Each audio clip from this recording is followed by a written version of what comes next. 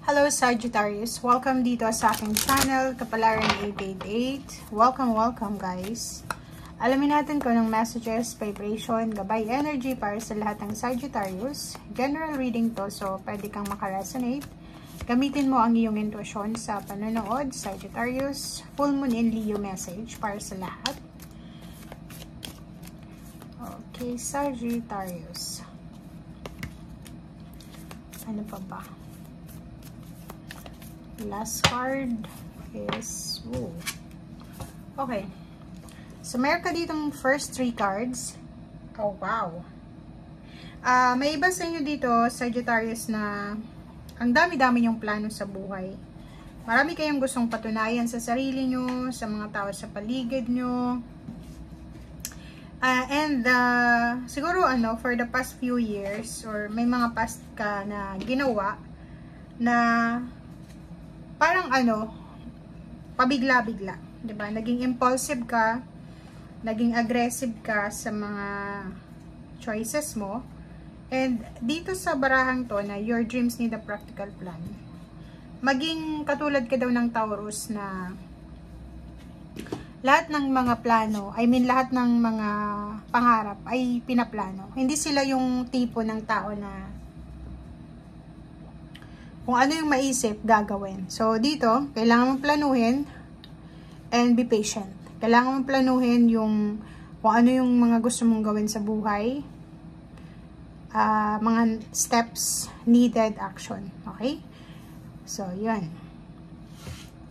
So, sinasabi ng baraha, huwag nating sasayangin yung energy, yung momentum, sa full moon na to na Leo. Yun yung ibibigay sa'yo Parang yung ibibigay sa'yo ng full moon na Leo is lakas ang loob, and yung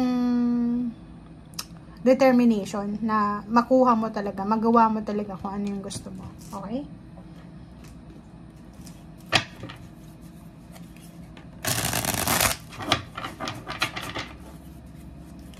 Okay, Sagittarius.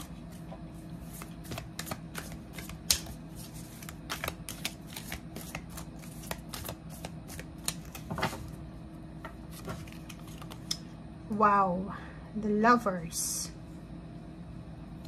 Okay, in a relationship ka ba? Kasi sinasabi ng brasser dito na kailangan nyo ng practical na pagpaplano. Siguro in a relationship ka, and may mga pinaplano kayong dalawa na kailangan yung pag-isipan ng 10 beses. Kung single ka naman, kailangan mong planuhin yung mga dating strategy mo. Huwag kang magtitiwala agad-agad sa mga taong makikilala mo, lalo na kung tungkol ito sa relationship. Diba? Kailangan mo pag-isipan, Two of Swords. Kailangan mong pag-isipan, kailangan mong ma-confuse. Okay? Kasi yung sinasabi dito na your dreams in the practical plan, may mga tendency sa inyo, diba? Kayo yung tao na, ang Sagittarius kasi kung anong maisip nila, yun na yun, go na, ngayon mismo. So, kailangan mo daw na i-practice yung pagiging mapasensya. Wow! 9 of Pentacles. Page of Pentacles. So, yun. Nakikita ko sa'yo dito, guys, na posibleng may mag-o-offer sa'yo ng trabaho. Pwedeng may mag-o-offer sa'yo ng posisyon. O pwedeng may mag-o-offer sa'yo ng paraan para makuha mo yung financial prosperity. Okay, tingnan natin. Reverse to. Reverse na 9 of Rods. So, nakikita ko sa'yo dito na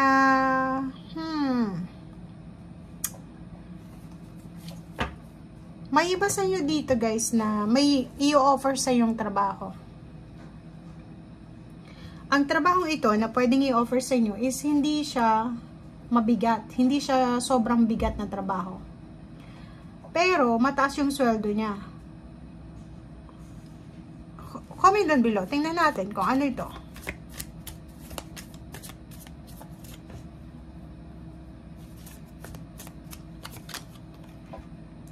Sabi na ang daming offers dito. It's either, may nag-o-offer sa'yo ng relationship, parang may isang individual na financially stable siya, secured yung financial niya, ino-offeran ka niya ng financial para siguro sa relationship, kapalit ng relationship, it's financial freedom, parang ganun.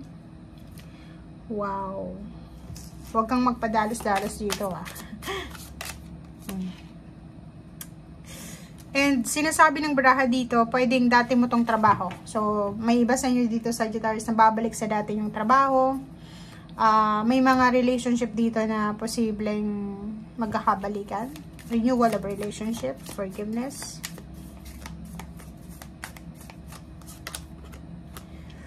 May magta-travel. Okay? May lilipat ng bahay. May magta-travel papunta sa lugar kung saan siya magtatrabaho. May posibleng makakakilala ng someone, special someone sa travel, sa sasakyan. Yun. Ang dami-daming parating na pera. Ang daming, kumbaga, offer ng work. So, etong 5 of Pentacles, yung rason kung bakit kailangan magtrabaho is, or tanggapin kung anong mga ino-offer na to, is dahil wala ka ng pera. Ubos na yung savings mo. Kailangan mo na ng assistance as soon as possible. Ang iba sa inyo dito, sacrifice. May kailangan kayong sacrifice. Pwedeng anak, asawa, family, parents, siblings. Kasi kailangan mong magpakalayo-layo. So, malayo to.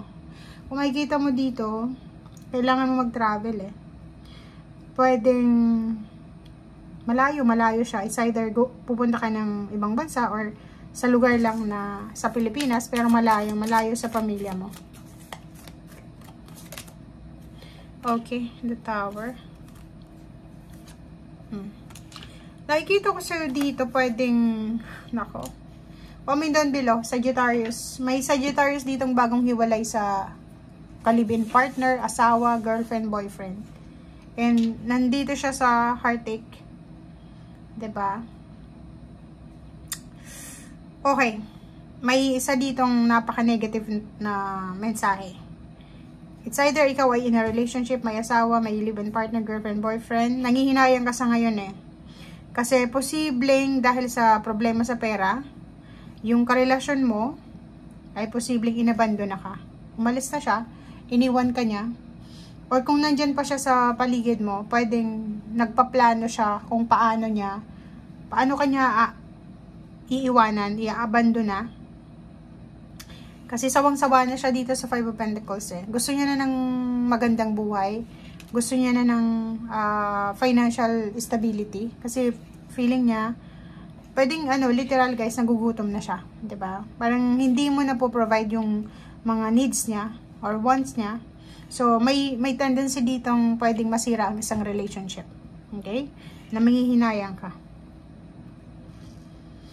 And, pwede ikaw din to. Pwedeng may ibang tao na gustong, mag-offer sa'yo ng love, kapalit ng pera, kapalit ng trabaho. So, pwedeng, kasi dalawa may the lovers tayo dito, tsaka 2 of Cups Dalawang tao to na nagmamahalan na pwedeng mayroon silang crossroad na pinagdadaanan, 'di ba? So may mga offers sa kanila, indecent offers. Okay guys, so thank you for watching. Bye.